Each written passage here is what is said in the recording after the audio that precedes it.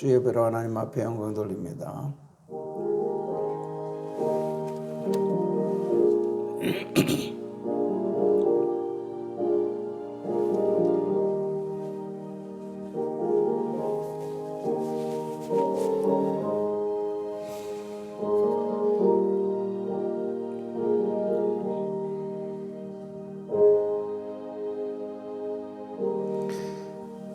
참으로 감사합니다.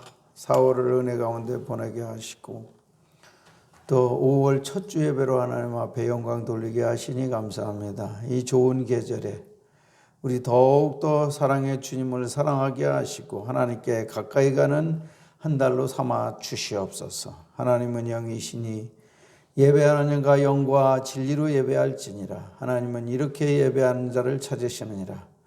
우리 모두가 하나님이 찾으시는 참된 예배자로 축복하여 주시옵소서. 예배 시종을 온전히 주께 의탁하오며 예수님 이름으로 기도하옵나이다. 아멘. 다 같이 일어나서 1장 부르십니다. 만복의 근원 하나님, 만복의 근원 하나님, 온 백성 찬송드리고 온 백성 찬송들이 저 천사여 찬송하세. 저 천사여 찬송. 찬송 성부 성자 성령. 찬송 성부 성자 성령. 아멘. 교동문은 15번 시편 27편이 되겠습니다.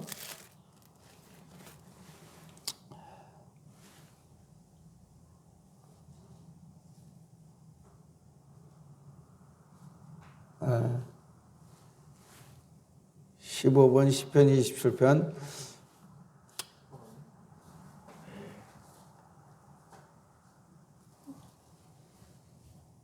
아니.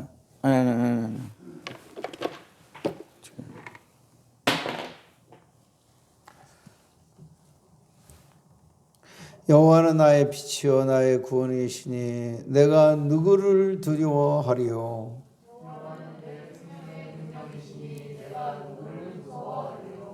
악인들이 내 살을 먹으려고 내게로 왔으나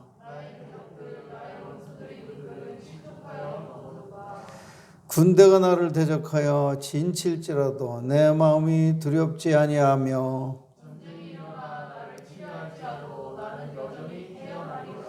내가 여호와께 바라는 한 가지 일 그것을 구하리니 곧 내가 내 평생에 여호와의 집에 살면서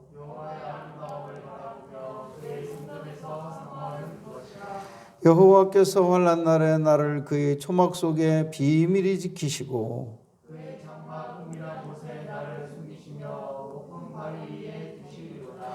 이제 내 머리가 나를 둘러싼 내 원수 위에 들리리니 내가 그의 장막에서 즐거운 제사를 드리겠고 노래하며 여호와를 찬송하리로다. 아멘. 다 같이 신앙 고백 올리겠습니다. 전능하사 천지를 만드신 하나님 아버지를 내가 믿사오며 그 외아들 우리 주 예수 그리스도를 믿사오니 이는 성령으로 잉태하사 동정녀 마리아에게 나시고 본디오 빌라에게 고난을 받으사 십자가에 못 박혀 죽으시고 장사한 지 사흘 만에 죽은 자 가운데서 다시 살아나시며 하늘에 오르사 전능하신 하나님 우편에 앉아 계시다가 저리로서 산자와 죽은 자를 심판하러 오시리라.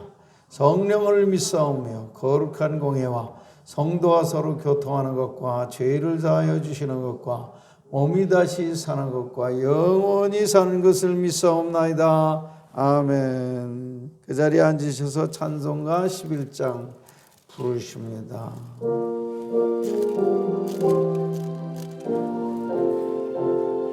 홀로 한 분 하나님께 홀로 한 분 하나 천하 만민 경배하라. 천하 만민 경배하라. 만국왕을 다스리고 만국왕을 다스리 온 세상 만민을 기르신다. 온 세상 만민 기르신 만국왕을 다스리고 만국왕을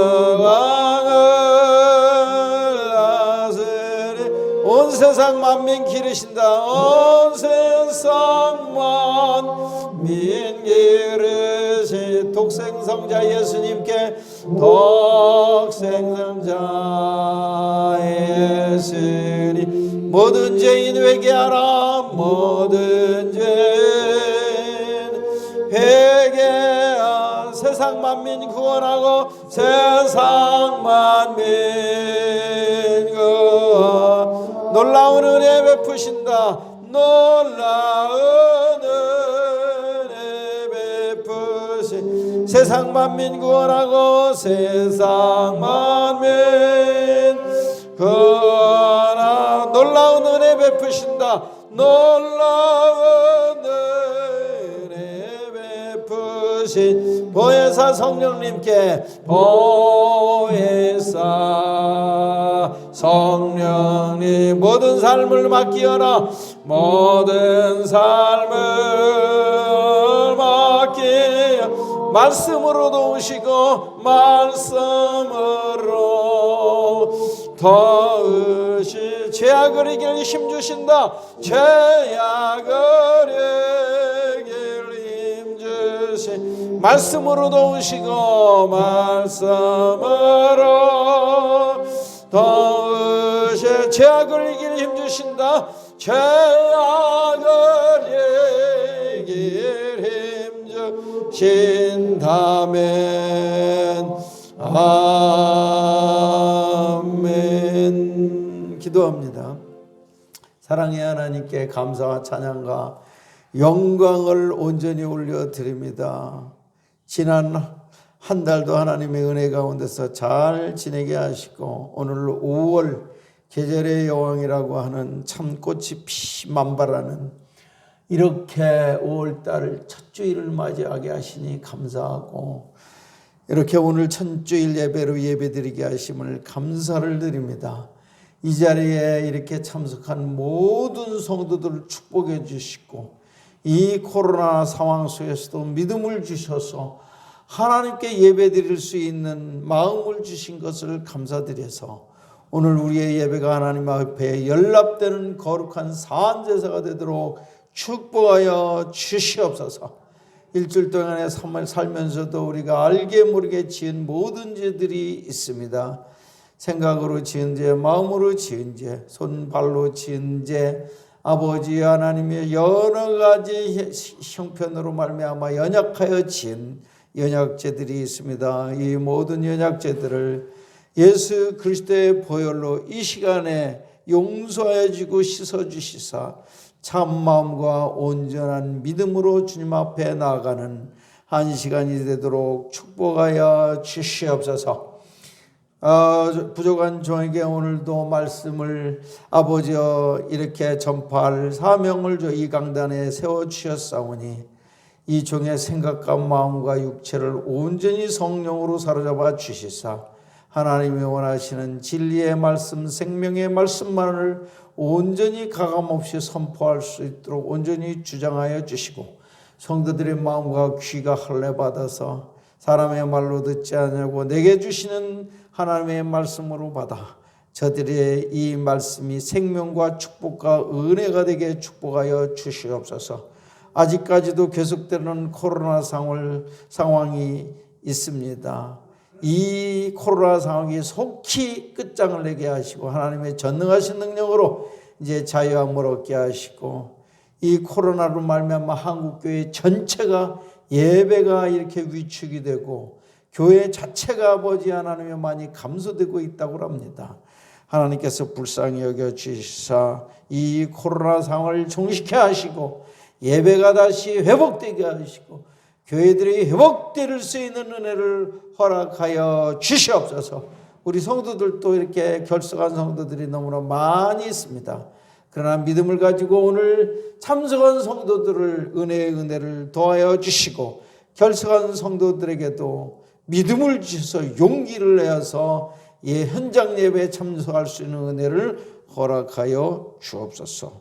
대통령이야 모든 위정자들에게 나쁜 생각 품지 말게 하시고 주님이 주신 거룩하고 복된 생각으로 이 나라를 보다 더 좋은 방향으로 이끌 수 있는 지혜와 은총을 주시고 하나님을 두려워할 줄 아는 거룩한 마음을 저희들에게 허락하여 주시옵소서. 대한민국이 다시 한번 부흥의 역사가 일어나게 하시고 민족 복음화가 일어나고 남북 통일이 복음으로 이루어질 수 있는 날을 속히 허락하여 주시옵소서. 모든 말씀을 예수님 이름으로 기도하옵나이다. 아멘.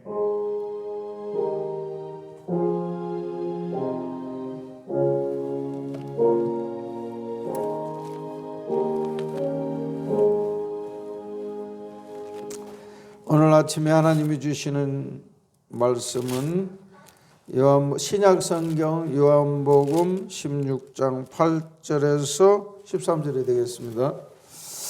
요한복음 16장 8절에서 13절 교독으로 하겠습니다. 8절에서 13절을 제가 8절 읽겠습니다. 그가 와서 죄에 대하여 의에 대하여 심판에 대하여 세상을 책망하시리라. 의에 대하여라 하면 내가 아버지께로 가니 너희가 다시 나를 보지 못하며 내가 아직도 너희에게 이를 것이 많으나 지금은 너희가 감당하지 못하리라. 그러나 진리의 성령이 오시면 그가 너희를 모든 진리 가운데로 인도하시리니 그가 스스로 말하지 않고 오직 들은 것을 말하며 장래일을 너희에게 알리시리라. 아멘. 이 시간에 박숙화 사모님 특송 하나님 앞에 올려드립니다.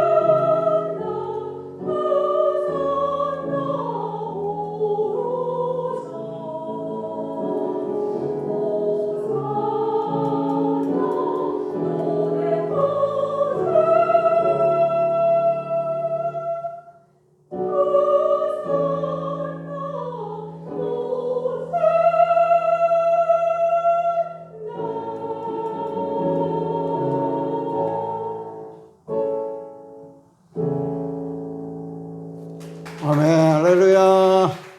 수고하셨습니다. 참 놀라운 대곡을 불렀어요. 오늘 지난주 설교를 한번 되살김하시고 오늘 설교를 듣도록 하겠습니다. 자, 지난주 설교의 제목은요, 사랑의 징계. 사랑의 징계입니다. 성경 말씀은 히브리서 12장 4절에서 13절이 되겠습니다.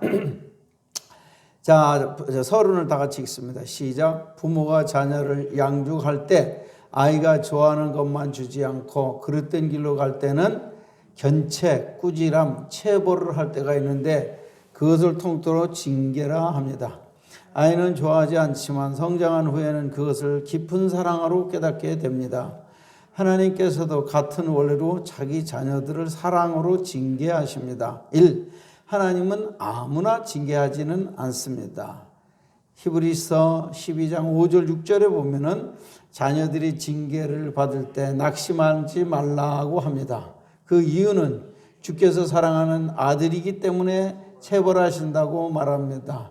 육신의 부모도 남의 자식은 아무리 잘못해도 절대 간섭하거나 꾸지람하거나 체벌하지는 않습니다. 하나님도 자기가 택하는 백성들만 간섭하시고 징계하시지 마귀의 자녀들은 간섭하지 않으십니다. 그러므로 하나님의 징계가 오면 불평하거나 반항하지 말고 오직 그 징계에 감사함으로 받아야 합니다. 2번 징계의 목적 9절에서 11절에 보면 육신의 자녀들은 자기의 뜻에 의해 자녀가 성장하여 모범적 시민으로 살아가도록 때로는 징계합니다.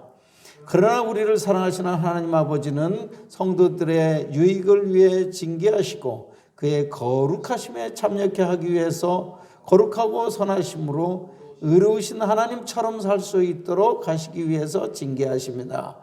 그래야 자녀로 인정받고 축복을 받을 수 있기 때문입니다. 3번입니다. 징계의 결과와 징계받는 자세입니다.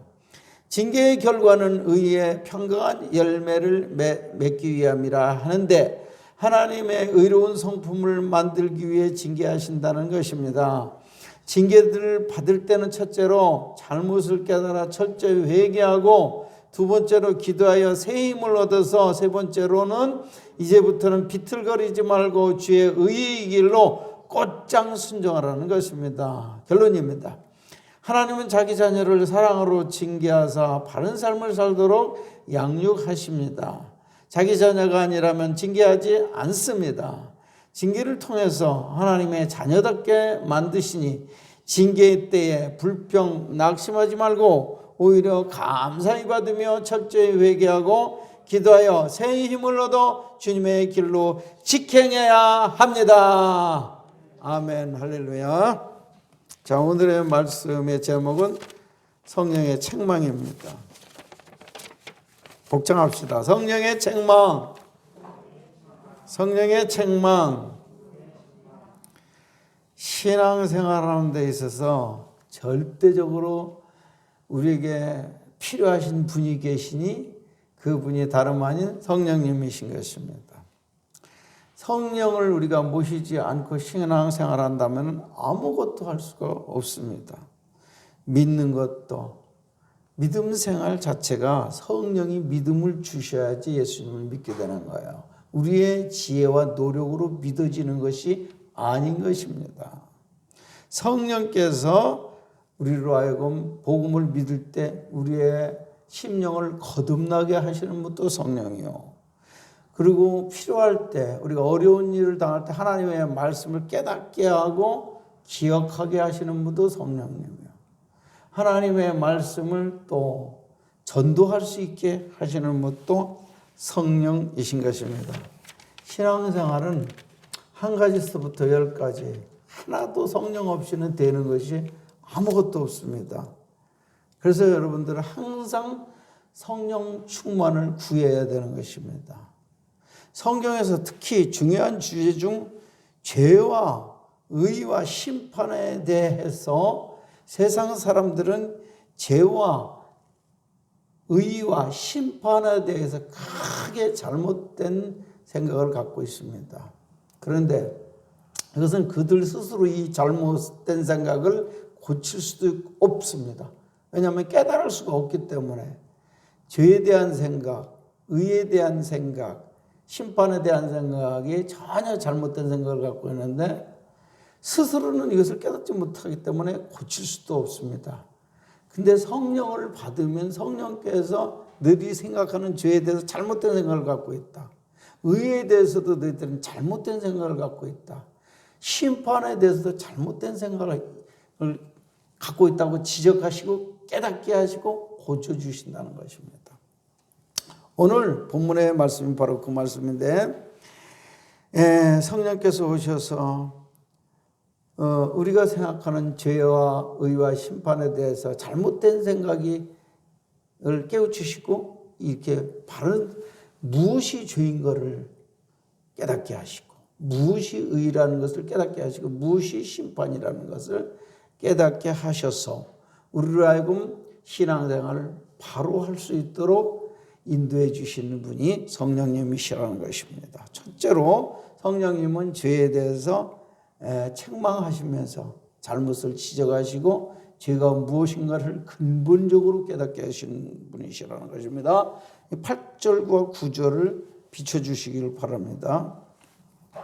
그는 성령이십니다. 그가 와서 죄에 대해서 의에 대하여 심판에 대하여 세상을 책망하시리라.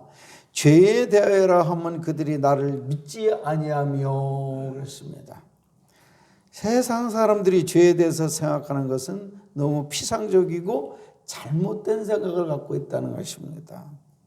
그러나 이 잘못을 성령이 오시면은 깨닫게 해 주실 것입니다. 세상이 죄로 생각하는 것은 죄를 뭐로 생각하느냐? 그냥 일반적으로 다른 사람들에게 피해를 주거나 억울하게 하는 것들을 그를 죄로 생각합니다. 사람에 대해서 국한되어 있죠. 그리고 살인죄는 큰 죄고 거짓말 같은 것은 가벼운 죄라고 생각하는데 바로 이러한 생각도 또 잘못된 생각인 것입니다. 근데 이것을 스스로 깨닫지 못합니다. 그래서 좀도둑 작은 물건을 훔치거나 탐내거나 거짓말을 조금씩 하는 건 뭐 그게 큰 죄냐? 그렇게 생각하지 않죠. 근데 성령이 오시면 그게 다 잘못된 생각이라는 것을 가르쳐 주시고 깨닫게 해 주십니다. 자, 성령은 우선 뭐를 깨닫게 해 주시냐, 가르쳐 주시냐? 예수를 믿지 않는 것이 가장 큰 죄라는 것을 가르쳐 줄 것이라고 말씀하십니다.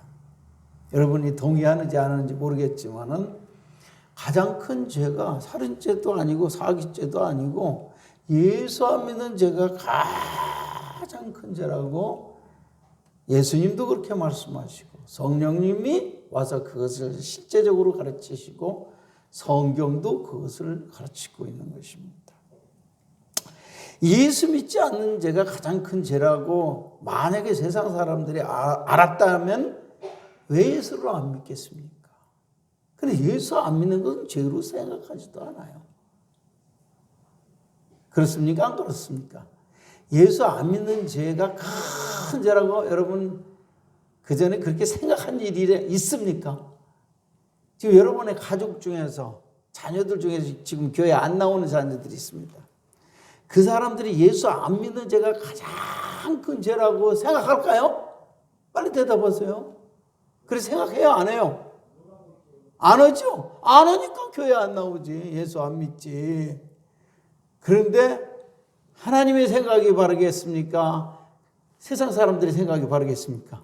하나님의 생각이 뭐 절대적으로 옳은 거 있죠. 하나님과 성령을 가르치시기를 또 예수님도 마찬가지요. 또 성경도 그렇게 말하고 있습니다. 예수 안 믿는 죄가 죄 중에서 가장 큰 죄다라고 그렇게 가르치고 계시다는 것입니다. 그런데 이 세상 사람들은 그거를 모르기 때문에 그렇게 생각하지 않기 때문에 아직도 예수를 믿지 않는 것입니다. 예수를 믿지 않는 것이 왜 그렇게 큰 죄가 되는 것일까요? 그 이유는 예수를 믿지 않는 것은 그를 이 세상에 보내신 하나님 아버지를 믿지 않는 죄가 되기 때문인 것입니다. 세상 사람들은 예수를 안 믿어도 하나님은 믿지는 않아도 알고는 있다고 그렇게 생각합니다. 하나님을 인정은 해요. 하나님이 계실 것이라는 거 막연하게 생각하지만은 인정은 해요 또. 그런데 예수가 이 우주를 창조하시고 나를 창조하신 그 하나님이 보내신 분이라는 것을 알지를 못합니다. 그래서 예수를 믿지 않은 것입니다. 그러니까 예수를 안 믿는 것은 이 세상을 창조하시고 예수를 보내신 하나님 아버지를 믿지 않는 큰 죄가 된다는 것입니다. 요한복음 5장 22절에 보면 아버지께서 아무도 심판하지 아니하시고 심판을 다 아들에게 맡기셨으니 이는 모든 사람으로 아버지를 공경하는 것 같이 아들을 공경하게 하려 하심이라 그랬습니다. 아들을 공경하는 것이 곧 하나님 아버지를 공경하는 거고 똑같다는 것입니다. 그렇다면 예수를 믿지 않는 것은 그를 보내신 하나님 아버지를 믿지 않는 것과 똑같다는 것입니다. 그래서 예수 믿지 않는 것이 하나님을 인정하지 않고 하나님을 믿지 않는 그런 죄와 똑같기 때문에 가장 큰 죄가 되는 것입니다. 예수님은 하나님 아버지가 보내신 하나님의 대리자이자 또한 하나님 자신도 된다는 사실을 아셔야 되는 것입니다. 하나님을 믿지 않는 것은 가장 큰 죄인데 예수를 믿지 않는 것은 하나님을 믿지 않는 것과 똑같고 그것이 바로 심판을 면할 수 없는 가장 큰 죄가 되는 것입니다.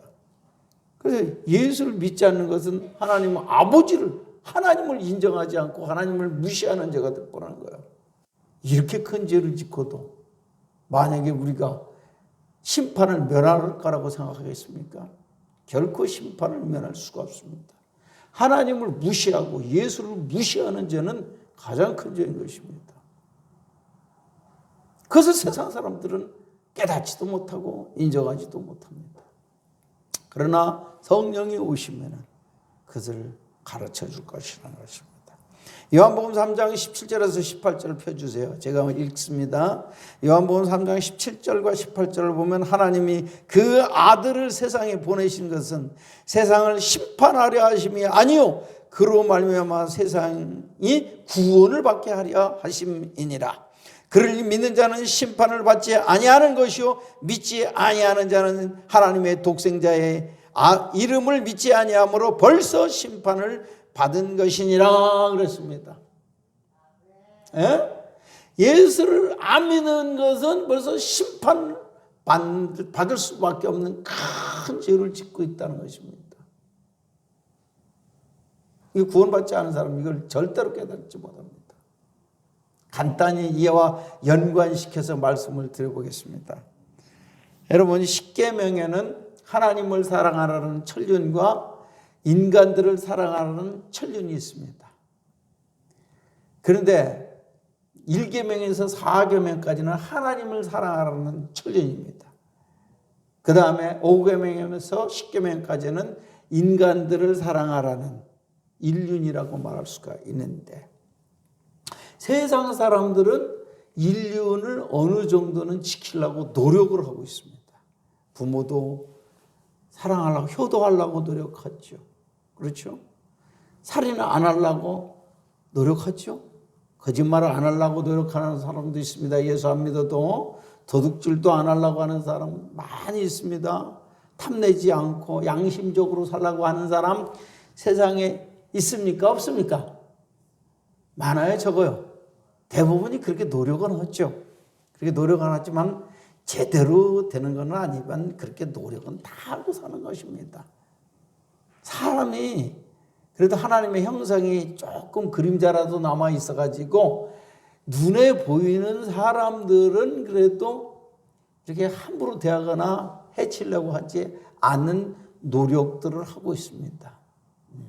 그렇지만 눈에 보이는 하나님을 그들이 사랑하고 있습니까? 사랑하지 못합니다. 왜 못해요? 하나님이 눈에 안 보이니까 없다고 생각하는 거예요. 눈에 안 보이니까 없다고 생각하고 하나님을 사랑하거나 믿거나 섬기거나 공경하거나 이런 생각조차 못한다는 것입니다. 그것이 죄요. 자, 천년이 더 중요합니까? 1년이 중요합니까? 빨리빨리 대답하세요. 천년이 더 중요하죠? 하나님을 사랑하는 것이 더 중요한데, 그런데 이것을 세상 사람들은 전혀 모릅니다. 모르기 때문에 또 믿지도 못하고 사랑하지도 못합니다. 근데 그것이 가장 큰 죄라는 것을, 인간을 사랑하지 않는 것도 죄지만은 하나님, 왜? 눈으로 하나님이 안 보이기 때문에 하나님을 인정하지도 않고 믿지도 못하고 공경하지도 사랑하지도 못하는 것입니다. 왜 그러면 보이지 않는 하나님을 왜 믿지 못합니까? 그 이유는 무엇이라고 생각하십니까? 이재용 집사님, 왜 몰라? 죄에 가려서 마음속에 죄가 꽉 차가지고 보이지 않는 하나님은 볼 수가 없어요. 죄가 없어지면은 하나님이 보이기 시작합니다. 마음의 눈으로 보이기 시작해요. 근데 세상 사람들은 죄 문제가 해결되지 않았기 때문에 보이지 않는 하나님을 볼 수도 없고 사랑할 수도 없고 믿을 수도 없는 것입니다. 그러나 그들이 예수를 믿고 거듭나면 그때부터 눈으로 보이지 않던 하나님을 알게 되고 믿게 되고 공경하고 사랑하게 되는 것입니다. 아하! 하나님 사랑하는 것이 가장 큰 계명인데 이것을 몰랐으니까 나는 지금까지 너무나 큰 죄를 짓고 살았었구나 하는 것을 예수 믿고 나서야, 성령 받고 나서야 깨닫게 된다는 것입니다. 할렐루야. 여러분은 이제부터 이 큰 죄를 면하게 됐으니 감사해요? 감사하지 않아요? 큰 죄가 하나님 사랑하는 것인데 하나님을 알지도 못하고 사랑하지도 못하고 공경하지도 못했으니 그동안에 얼마나 큰 죄를 짓고 사는 거예요. 이제 예수를 믿고 나니까 성령이 오셔서 아하, 우리가 큰 죄 가운데 일상을 살았구나 깨닫게 해주시고 이제부터 하나님을 먼저 사랑할 수 있게 해주시니 감사합니까? 안 합니까? 이제부터 이제 감사하게 된 것입니다. 하나님 아버지를 되찾게 해주시고 알게 해주시고 사랑하게 하시고 공경하게 해주셨으니 그것이 얼마나 감사하는 것입니까? 그래서 예수를 믿고 성령을 받아야지 죄가 무엇인가 그를 깨닫게 된다는 것입니다. 이해가 되시면 아멘. 성령 받아야지 무엇이 죄고 가장 큰 죄가 무엇인가를 깨닫게 해주신다는 것. 두 번째입니다. 성령이 오시면 의에 대해서 깨우치시고 책망하신다는 것입니다. 10절을 보면은 의에 대하여라 하면 내가 아버지께로 가니 너희가 다시 나를 보지 못하며 그랬습니다. 다시 한번 읽습니다. 의에 대하여라 하면 내가 아버지께로 가니 너희가 다시 나를 보지 못하며 이렇게 말하고 있습니까? 자, 세상 사람들이 생각하는 의가 무엇입니까? 자기들이 노력해서 올바로 살면은 그것이 의라고 생각합니다. 그런 것을 인간의 의라 그렇게 말합니다. 인간의 의라 말할 수 있는데 인간의 의는 결단코 완전하지 못하고 터무니없이 부족한 마치 누더기 옷과 같은 그런 의라고 볼 수가 있습니다. 여러분이 지금 예배드리기 위해서 옷을 잘 차려입고 오셨지만은 빨래도 안 하고 더덕더덕 입고 그 다음에 떨어지는 옷을 입고 있다면은 사람 앞에 이렇게 설 수가 있겠습니까? 설 수가 없죠. 부끄러워서. 그런데 인간의 의라는 것은 자기가 올바르게 살아서 의롭다고 인정받으려는 인간의 의라는 것은 그 누더기 옷과 같다는 것입니다. 이사야 64장 6절을 한번 찾으시기 바랍니다. 이사야 64장 보면은 인간의 의가 무엇과 같으냐? 무릇 우리는 다 부정한 자 같아서 우리의 의, 즉 인간의 의는 다 더러운 옷 같으며 우리는 다 잎사귀같이 시들므로 우리의 죄악이 바람같이 우리를 몰아가나이다. 그렇습니다. 인간의 의가 왜 더러운 옷같이 부정하고 형편없는 이런 더러운 옷과 같다고 이렇게 표현했을까요? 인간은 타고난 죄와 악이 가득하기 때문에, 그 원죄가 있기 때문에 아무리 노력해도 하나님이 인정하시는 의를 행할 수가 없는 것입니다. 착하다, 착한 척하는 거지 착하지 않습니다. 의로운 척하지만 의롭지 않다는 것입니다. 왜냐하면 타고날 때부터 죄인으로 악하게 태어났기 때문에 아무리 착하게 살라고 바르게 살라 해도 하나님이 인정받는 그런 의를 만들어낼 수가 없는 것입니다. 그래서 기껏해야 눈에 보이는 것밖에 보지 못해, 눈에 보이지 않는 하나님을 인식하지 못하고 알지 못하기 때문에 인간에 대해서만 어떻게 죄를 짓지 않아보려고, 잘해보려고 노력을 하지, 보이지 않는 하나님에 대해서는 전혀 깨닫지 못한다는 것입니다. 그것이 인간의 의의 한계점인 것입니다. 그럼 이 하나님에 대해서 무지하니까 하나님의 의를 알 수가 없는 거죠. 하나님이 생각하는 하나님의 의가 무엇인지를 알지 못해요. 하나님이 의라고 생각하는 그 진짜 의가 무엇인지를 알 수가 없는 거예요. 죄 가운데 있기 때문에. 그 하나님의 의가 무엇입니까? 하나님의 의를 사람으로 말한다면 한 분 예수 그리스도인 것입니다. 로마서 3장 20절에서 22절을 보면은 그러므로 율법의 행위로 그의 앞에 의롭다 하심을 얻을 육체가 없나니 율법으로는 죄를 깨달을 뿐이라. 인간은 아무리 노력하고 의롭게 살라고 해도 인간의 노력의 최고 결정은 그냥 내가 죄인이라는 걸 깨닫는 거, 여기에서 그치는 거예요. 죄라는 것을 깨닫는 것, 그것이 인간이 할 수 있는 최선의 일입니다. 그 다음에는 그 이상 의로워질 수 있는 방법을 모릅니다, 인간으로서는. 그런데 하나님께서 이 불쌍한 이 죄인을 위해서 하나님의 의를 보내주셨습니다. 이 하나님의 의를 믿으면, 즉 영접하면 너희들도 의로워진다, 그렇게 약속해 주셨습니다. 그래서 21절 이하에 보면은 이제는 율법에 하나님의 한 의가 나타났으니, 그것이 예수님이죠. 율법과 선지자들에게 증거를 받은 것이라. 곧 예수 그리스도를 믿음으로 말미암아 모든 자들에게 미치는 하나님의 의인이 차별이 없느니라 그랬습니다. 자, 예수님이 하나님의 의라는 것입니다. 이게 참다운 의라는 거예요. 그러니까 우리가 구원이라는 것은 뭐냐? 우리가 온전히 의로워지면, 하나님이 인정하시는 의를 받으면 이것이 구원인 것입니다. 근데 사람의 노력으로서는, 인간의 의로서는 절대로 의로워질 수가 없다고 말하고 있습니다. 그럼 어떻게 우리는 의로워질 수가 있느냐?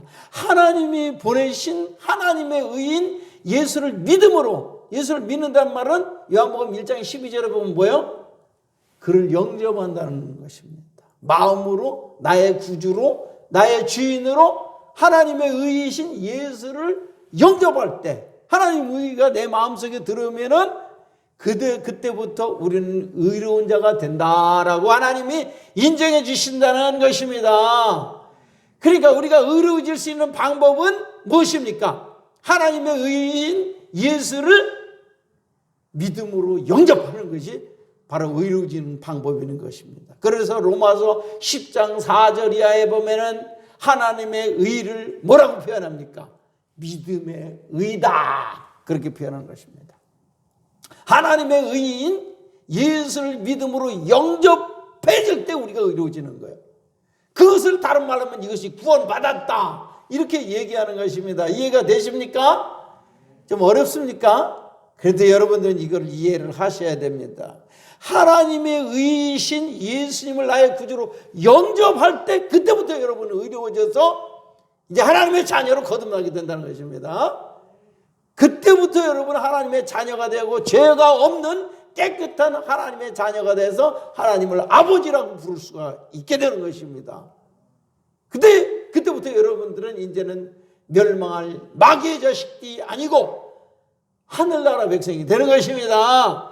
하나님의 의를 얻어야 여러분들이 구원받고 하나님의 자녀가 되고 하나님의 백성이 되는 것입니다. 믿습니까? 하나님은 의로우신 분이기 때문에 죄가 가득한 불의한 자들과는 대화가 안 되는 것입니다. 이 죄가 없어지고 의로워져야만 의로우신 하나님과 대화 상대가 된다는 것입니다. 어떻게 그렇게 될 수가 있습니까?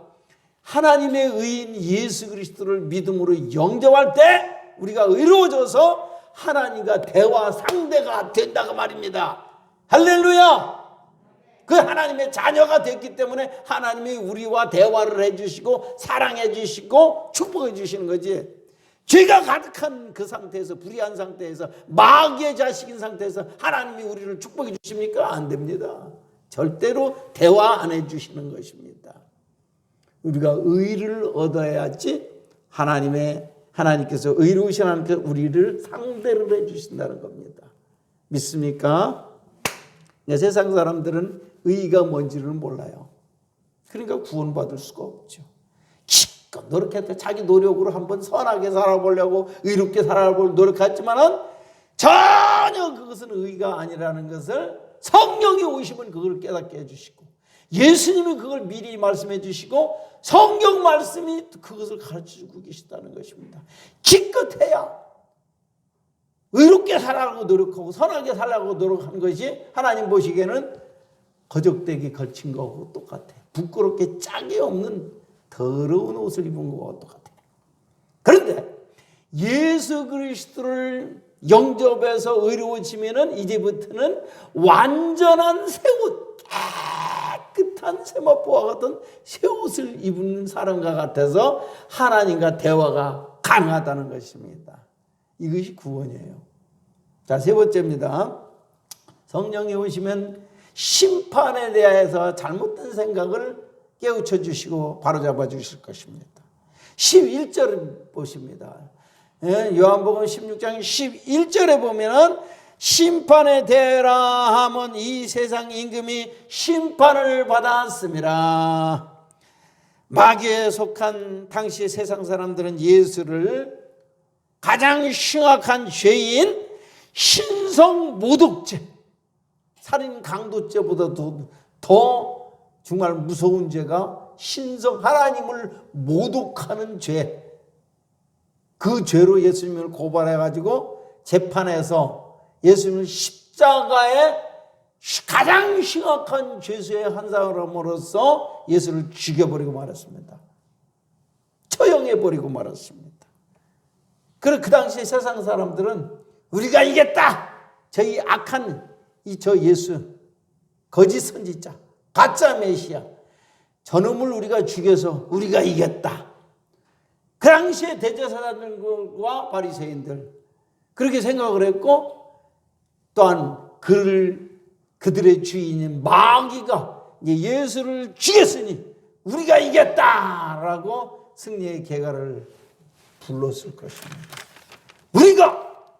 우리의 힘으로 저 예수를 죽여버렸으니까 우리가 승리했다. 마귀에 속한 세상 사람들이 그렇게 생각했지만은 과연 그럴까요? 과연 마귀가 이겼을까요?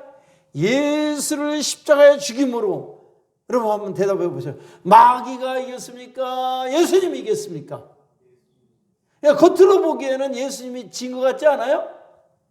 마귀한테 진 것 같지 않아요? 세상에게 진 것 같지 않아요? 힘도 없고 무력하게 마치 흉악한 죄수처럼 죽어버렸으니까 이거 겉으로 보는 마귀하고 마귀에게 속한 세상이 이긴 것 같잖아요. 세상과 마귀가 예수님을 심판해버린 것 같이 그렇게 느껴진다 그 말입니다. 이 세상 사람들은 그렇게 생각하고 있다는 것입니다. 마귀가 예수님이 아무것도 아닌 존재구나. 세상 사람들에 의해서 흉악범으로 십자가에 못 박히는 하찮은 예수, 벌받은 예수, 심판받은 예수로 무가치하게 생각합니다. 그래서 예수는 실패한 자다. 실패한 자다. 그렇게 생각합니다. 심판받은 자다. 이렇게까지 생각해버리는 것입니다. 그러나 과연 그것이 옳은 생각일까요? 그런 생각은 마귀의 생각이고 이 세상 예수를 모르는, 하나님을 모르는 사람들의 오해와 착각이라는 사실을 성령이 오시면 가르쳐 줄 것이라는 것입니다. 하나님은 어떻게 생각하실까요? 하나님은 절대로 예수가 심판받은 것도 아니고 실패한 것도 아니라고 말씀하시는 것입니다.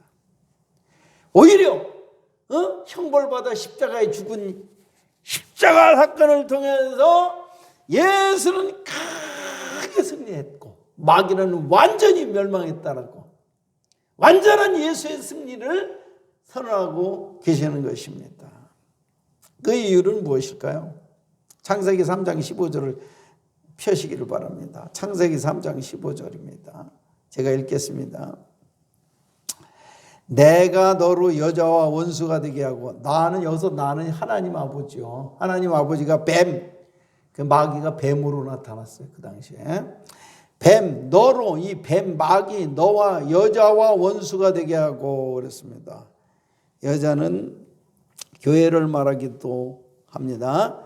하고 내 후손도 여자의 후손과 원수가 되게 하고, 여자의 후손은 바로 예수님을 말하는 거예요.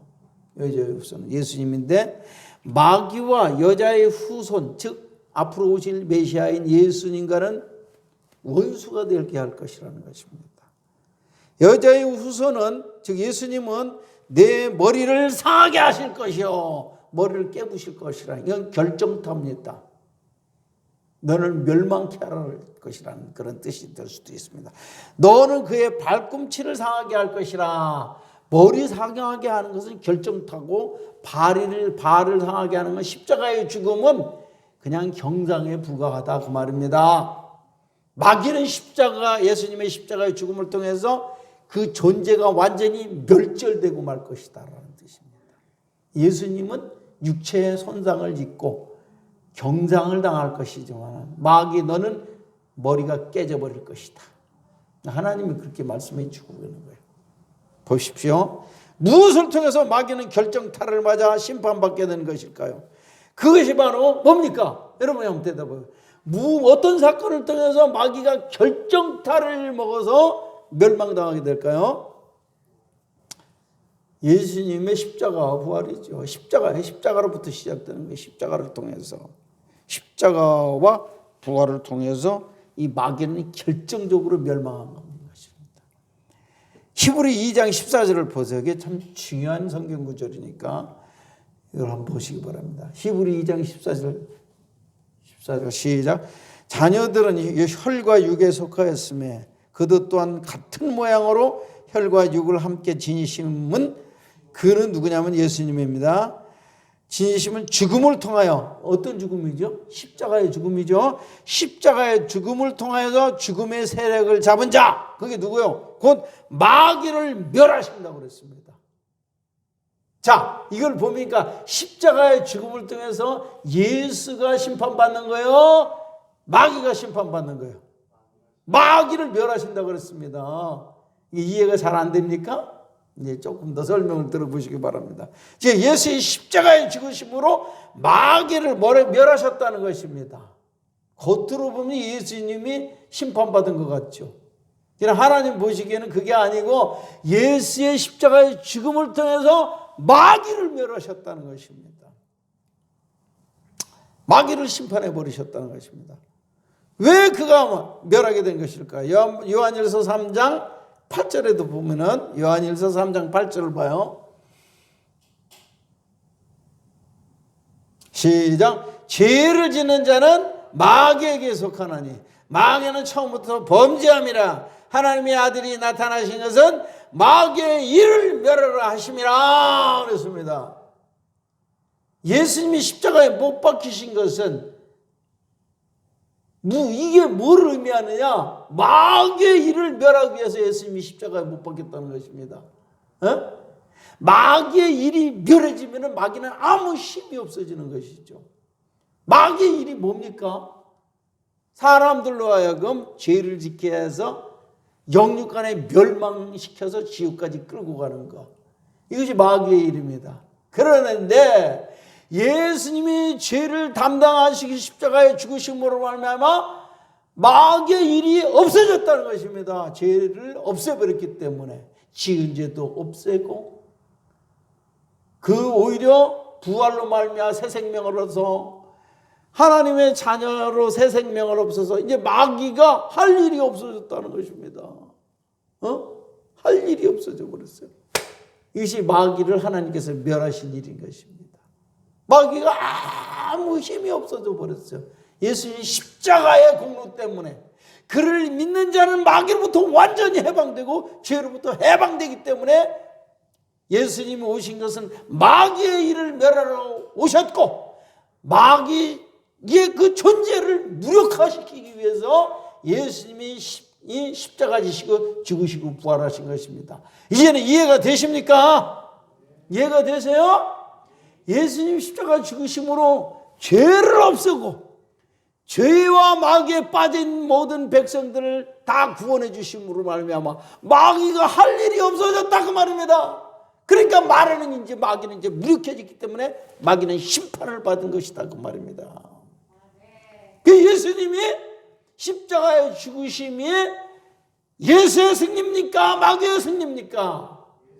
예수의 승리라는 걸 믿으시기 바랍니다. 자, 이제 결론입니다. 오늘 말씀을 맺겠습니다. 성령께서 오시면 세상 사람들이 생각하는 세 가지 무지를 깨우쳐 주실 것이다라는 것입니다. 첫째, 죄에 대한 무지를 성령님께서 깨우쳐 주실 것이라고 예수님이 미리 예고하고 계신 것입니다. 세상 사람들이 생각하는 죄는 단지 인간에게만 나쁜 일을 안 하면 된다고 생각하지만 아니요. 하나님을 무시하기 때문에 그들은 가장 큰 죄를 짓고 있는 것이요. 눈에 보이는 하나님을 죄 때문에 볼 수도 없고 믿을 수도 없어. 그러나 눈에 보이는 하나님을 보내주셨단 말이야. 그분이 누구요? 예수님이요. 사람으로 보냈어. 하나님이 사람으로 오신 거예요. 그러니까 예수를 믿는 것은 하나님을 믿는 것이고, 예수를 믿지 않는 것은 하나님을 믿지 않은 것이니까 그것이 가장 큰 죄고 그것이 멸망받을 수밖에 없는 가장 큰 죄라는 것을 성령이 오시면 깨닫게 해주실 것이라는 것입니다. 두 번째, 세상 사람들이 의가 뭔지를 모르기 때문에 성령이 오셔서 의가 무엇인지를 깨닫게 해주신다는 것입니다.